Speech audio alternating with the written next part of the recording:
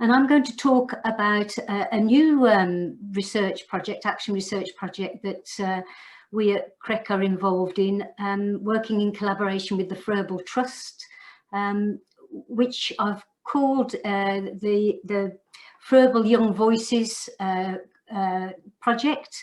And today we're going to listen to what we've heard the children saying about the pandemic. And as Tony said, it's voices of children from 3 different countries. Just to give some context to this, I've been doing some other work for a UK organisation called the Sutton Trust, who've linked in with the Social Mobility Foundation. And what that earlier piece of work that we did showed very clearly was that the COVID pandemic, of course, it's disrupted the life of all children and posed them with significant life challenges. But what's clear is that the challenges have been especially harsh and hard for vulnerable and less advantaged young children, and the whole experience of COVID has really shown the inequalities in all our countries. It's shone a light on the inequalities, but it hasn't only illuminated them. The COVID pandemic has exacerbated them. We can see things actually getting more and more difficult for these vulnerable and less advantaged children. And along with that, we can see that for some of those children and families, dealing with the additional stress, social isolation, illness, the impact on the family life and on children's well-being, if we don't take care of that, it is likely to have long-term consequences for children. One of the things we know is that young children thrive on human contact and interaction and the physicality of that. And one of the major shifts in daily life has been this move to more remote contact, social isolation and restrictive social bubbles. And we know that can't replace the wider range of human contact and interaction, which we know young children thrive on. So I think it's really important that we all acknowledge that young children, like all citizens, have had severe disruption to their lives.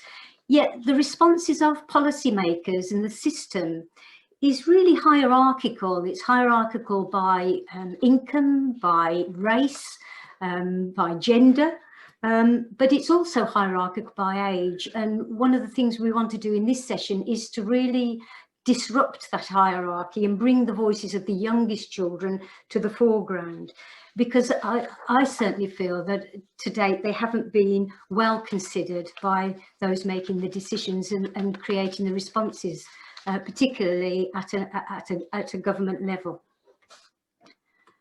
I want to also highlight that we see our early childhood settings, and we see the societies really in the 21st century really should now be acknowledging children's right to a voice. They are young citizens, and their right to speak and be listened to has been enshrined in the UN Convention, which most countries in the world have signed up to. And it's wonderful if you read what's on paper there, but in reality, in their daily lives and in their daily practice in settings and in government considerations, this right is often not realised. Yet we all know, those of us who work with young children, we know that they're fully capable of having a view. They're competent, highly articulate, communicative young children if we listen well to it. And they are capable of reflecting on their daily experiences and expressing what it's like to be them, what the impact of these disruptions to their daily life has been, and the impact on their sense of well-being, and what would support them best in living through these difficult times. And I wanted to put this kind of more political side to it, because I think it is about civic life and voice and living in societies that aspire, and I say aspire, to more a democratic way of life, that giving children the sense of their civic life, their civic role and their right to voice should be really important, particularly at this time. And the project I'm going to tell you about is really in that mood. We're trying to capture and promote children's narratives and voices about their COVID experiences. So this is a new project, the Froebel Young Voices on COVID project. And what we're trying to do, first and foremost, is to develop pedagogic practice and strategies that do support children to express their narratives about their experiences. And to look at the pedagogy around that, particularly within a Froebelian approach. The nurseries we're working with are committed to working in a Froebelian approach, and I'll say a little bit more about that in a minute. But I think it's absolutely transferable to all early childhood settings that really want to have a pedagogy that promotes children's social and emotional health and works hard, not just to contain COVID fears and anxieties, but also to enable the children to thrive and fly through this time. You know, in doing so, they're promoting children as active, feeling and thinking human beings, making connections with their own lives and the wider world, and giving them the sense that they're valued, listened to and nurtured. That's the aims in a nutshell of the project. We're working in partnership with 4 different nursery settings, primarily working for less advantaged communities in 3 different countries, where the pandemic has impacted in all these 3 countries like everywhere, but in each country it's had quite a different course.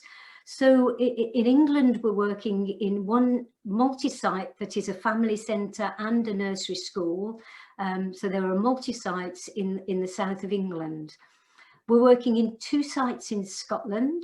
Now in England, we've had a really serious impact of the pandemic. It's running wild in our country at the moment, and getting probably worse as I speak. And the government's had a mixed, if I say that, a mixed response in how well it's coped with that and is coping with that. Scotland, I think, has had a more coherent response to it. The pandemic is there. I don't think it's as extreme as in England, but it's not great. But the government there seems to have been a little bit more together and coherent in its response. And then we've got New Zealand, which was hit early on, but somehow the government there seems to have managed that, the challenges of dealing with COVID much better. So it was quite interesting that we've got nursery sites in 3 different contexts in 3 different countries where the pandemic's had quite and is having quite a different course. In total, it's a qualitative project, and what we're trying to do is gather detailed narrative sequences from 58 children aged 2 to 4 years across those settings and 22 early years practitioners. Now, just to say a little bit about the storytelling approach. In Froebelian principles and pedagogy, they absolutely foreground the use of storytelling in play, in music and in dance as being a vital strategy that enables and supports the child's inner world to be expressed. So it's a really powerful vehicle to enable the child to have voice and express in its many, many different ways that children do what their experience has to be. And in all of these 4 settings, we have very skillful practitioners who are offering many opportunities or affordances for the children to be expressive about their world and their life and their responses to it.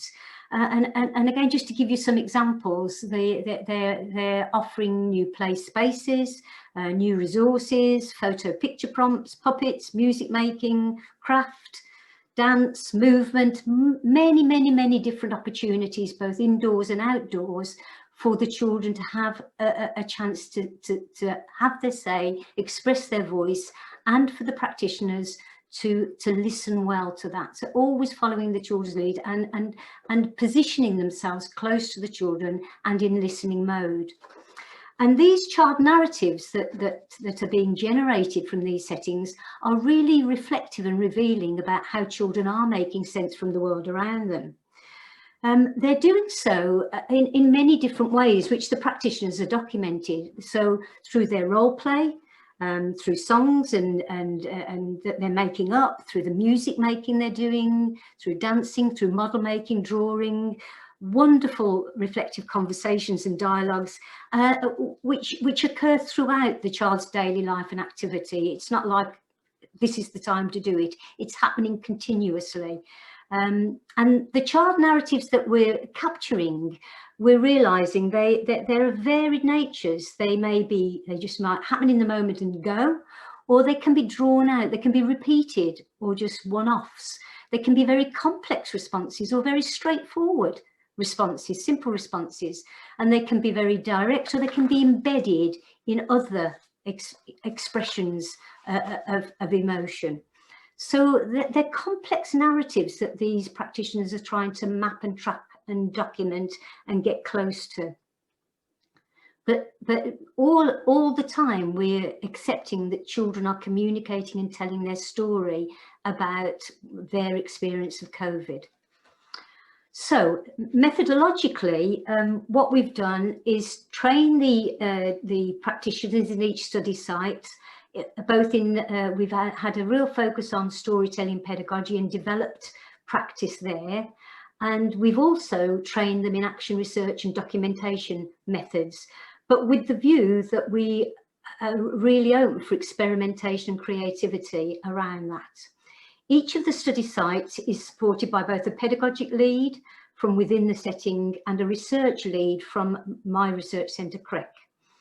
And we've identified a diverse range of children aged 2 to 4 years as case studies. And over a period of 3 months, so it's a really short, focused piece of work, the practitioners are documenting and curating the children's COVID narratives. And the aim is to create 58 multimedia narrative sequences for each child, from which we'll do a meta-analysis about what are the universal, the generic issues coming out of that. And alongside that, practitioners are also documenting their pedagogic strategies, what they're doing to support the expression of the child narratives, because we want some learning to come out about what pedagogic approaches work well. So all those narratives are being collated and analysed to provide what we're calling a mosaic of experience. And they're being supported through regular reflective dialogues, both within and between the site practitioners, which we're supporting. And as I've said, key themes and saliences within and across the 3 study countries and 4 sites are being explored with a view for wider dissemination for practice and, importantly, policy. We want these children's narratives to go right to policy level as well and to be listened to. Now, as I've said, this project is very much live. We're only part way through. And so for the purposes of this convocation, we've done a kind of early analysis and look at what kind of issues and narratives are coming out. What are the children saying? What seems to be emerging from this? And several themes have come out, and I just thought I would share 5 of them with you today.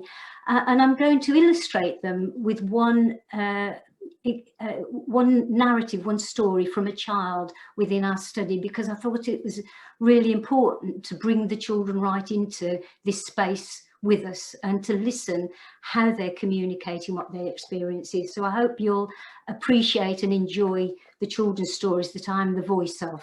Their voices are coming through me.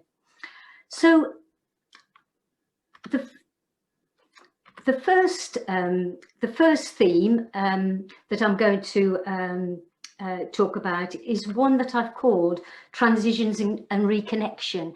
And I'm linking that to the Froebelian principle of unity, connectedness and community, because this is something that we're all living through, we're all experiencing, and the children are as connected in to that and part of the community, and we're together in this.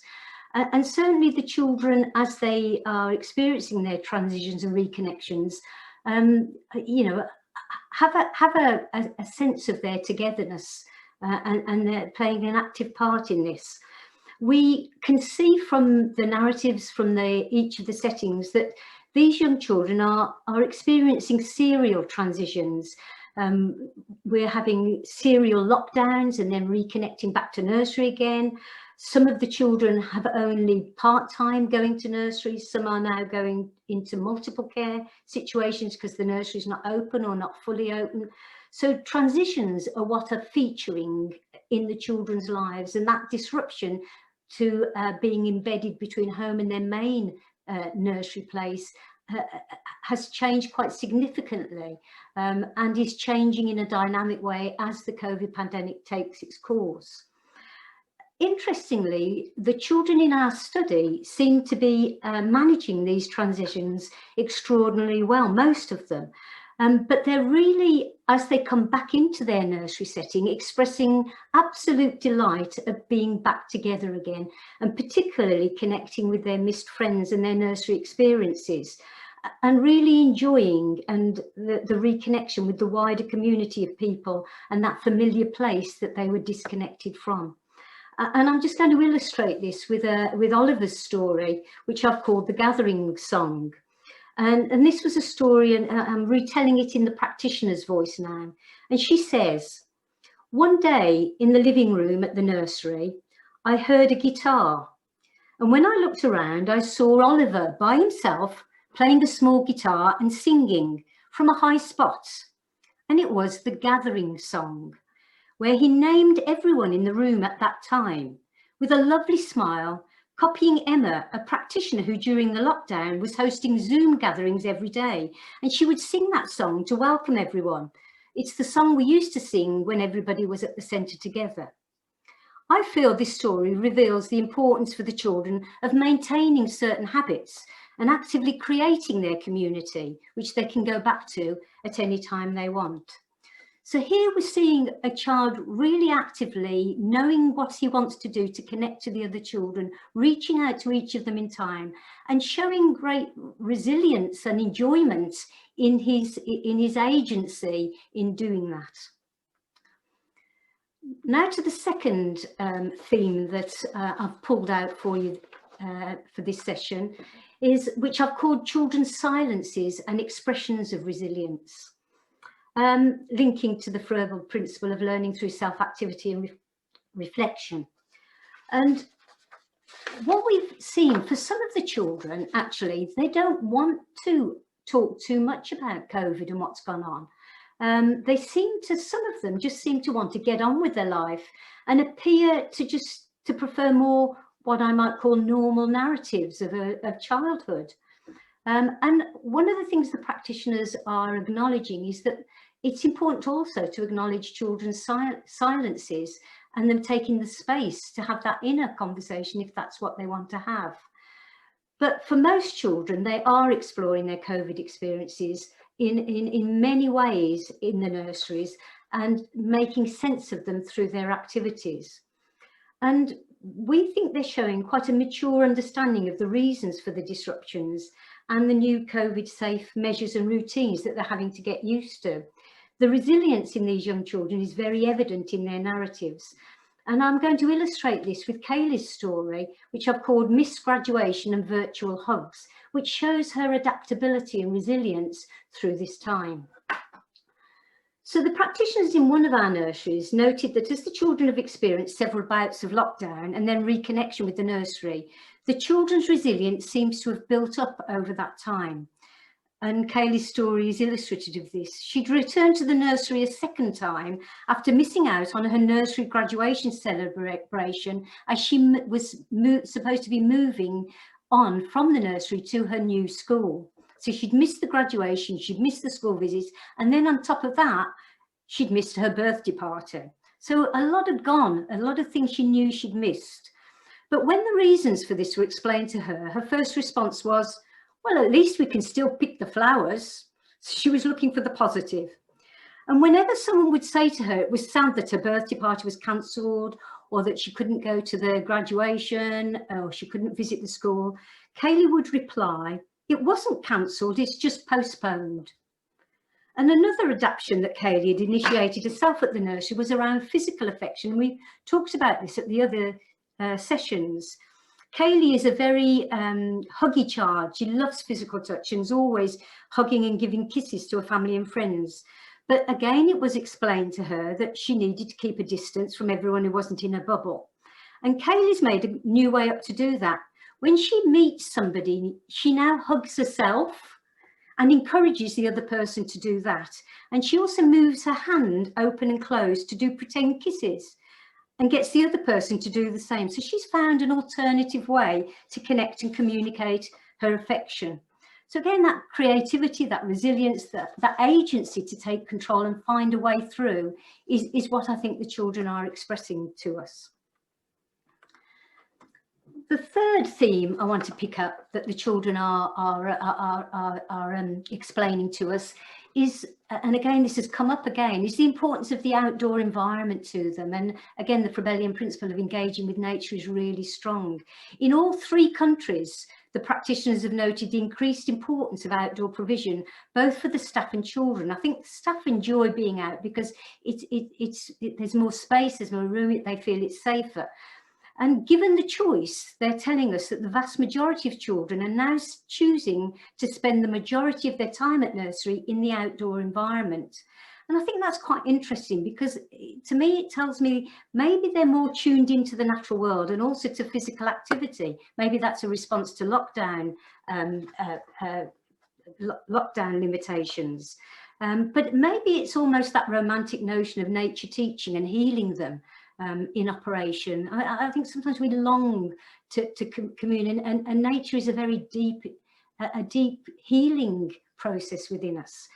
And here I'm going to tell Adele's story, which I've called Gathering Blackberries. Now, Adele had been with her grandmother in Greece during the COVID lockdown period, and she told her key worker that she'd gone berry picking with grandma while she'd been there. Back at nursery, they had the opportunity to visit the forest school on a regular basis, and it was noted that Adele always eagerly put on her waterproofs and welly boots and headed straight into the forest school where there was a climbing wall, and she'd go straight up the wall and down again and up and down again. And on another visit, it was noted that she'd spotted a bramble bush from the wall, and she climbed down the wall fast and ran towards the bramble bush, and as soon as she saw the heavy and juicy blackberries, she made a happy giggling noise, reached towards the darkest and plumpest blackberry, picked it and munched it, and then proceeded to pluck blackberries off the branch and eat them with huge pleasure and enjoyment, and at the same time encouraging the other children around her to collect blackberries too, to join her in collecting blackberries for their snack.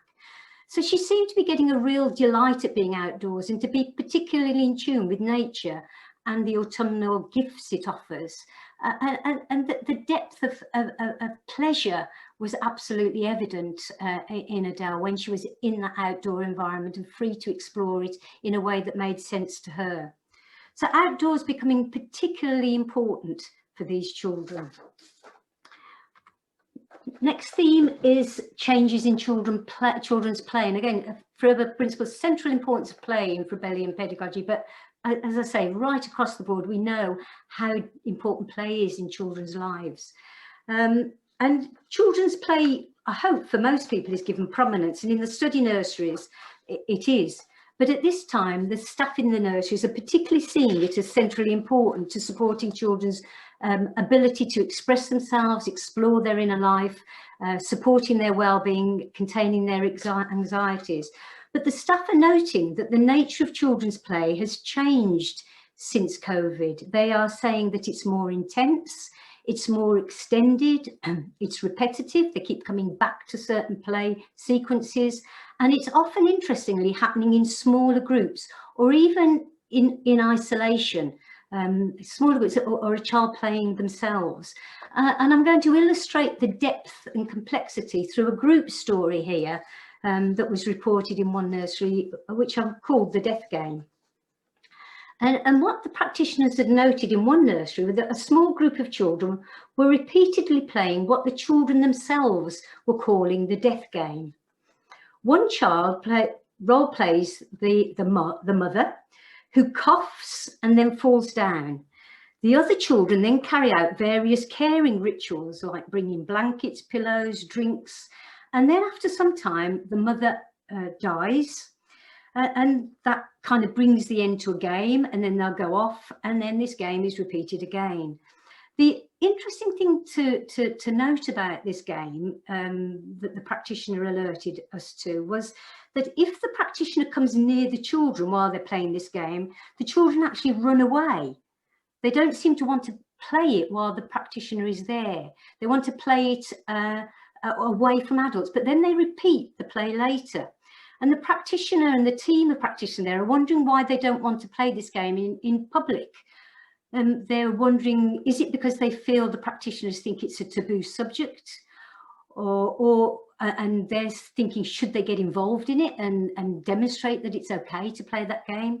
Or is it that it's a private sharing experience with their peers and that the practitioners should respect this? It's causing quite a big discussion and dialogue, this game, but I think is reflective of some of the deeper complex things that children play out you know, in their daily life when they're together with their peers and in what they feel, I think, is a safe place where they can do that. And finally, the last insight I want to share with you tonight is what I'm calling children's COVID wisdom. And I think what we're seeing from the children is a desire for authentic and real information and an explanation. They don't want to be kind of protected and put in a little bubble from what's going on. They know what's going on and they need information about what's going on, and they're demanding that from the people around them. They are also showing a real awareness of the politics and the political announcements, Boris Johnson's TV addresses that's going on, Nicola Sturgeon and in New Zealand, those public announcements that are being made. The children are very aware of that and the importance of that and the drama of those moments. And they're making really good sense of the new experiences, the mask wearing, the washing of the hands, the sanitisation, why they've got to keep a distance, why the parents at home working. They really get these shifts in what's going on. But when through the conversations that are coming out with the practitioners, they are showing a really mature awareness of the seriousness of the situation and the consequences of breaking those rules, a little unlike some of the people in senior positions that I might talk about, but won't, I might add. So here I just want to talk a short story, which I'm calling Avas Story, where she really shows an understanding of the coronavirus, and they've got all these names they understand about viruses and infection and how it happens. So Eve, Ava and a practitioner were talking about a mask that Ava had made out of paper, and Eve says, I wear a mask in a shop, Nana made my mask and I wear it all the time. And Ava says, because of the germs just got to here, they're in the shop and they can get to nursery. And the practitioner asks, what do we have to do to stop the germs? And Eva says, I wash my hands. When we come off the road, we need to wash our hands and count to 5. Later that day, Ava spontaneously asked, how did the germs get to school? And how did she think they got there? And Ava replied, they flied through the air. So there's, again, within that narrative, really showing that this 3-year-old child had a good grasp of what was going on and what the responses were and what they had to do. So I hope you've enjoyed those narratives and those stories. We're working hard to connect them together, to look at them over time and see how they build. And what we're hoping that we can do and you collectively in your work can do is really foreground and collect and document the wisdom from these young children to ensure that both policy and practice is better informed and more democratically and ethically constructed. Our work is ongoing, but in a summary, children in all 3 countries, from what we've seen so far, are expressing a desire to, firstly, regain their daily life and routines as much as they can. They really want to be with their friends and their playmates. They want to have extended time to play, to be outdoors and to have information. Storytelling has been a very powerful pedagogic tool in these nurseries. And again, just a quote from Froebel, which is lovely, that says, the telling of stories refreshes the mind as a bath refreshes the body. It gives exercise to the intellect and its powers, and it tests the judgment and the feelings. And I think the challenge for all of us is to respond actively and authentically to what our children are saying, because echoing Froebel, this may be a test of our judgment and feelings too. Thank you.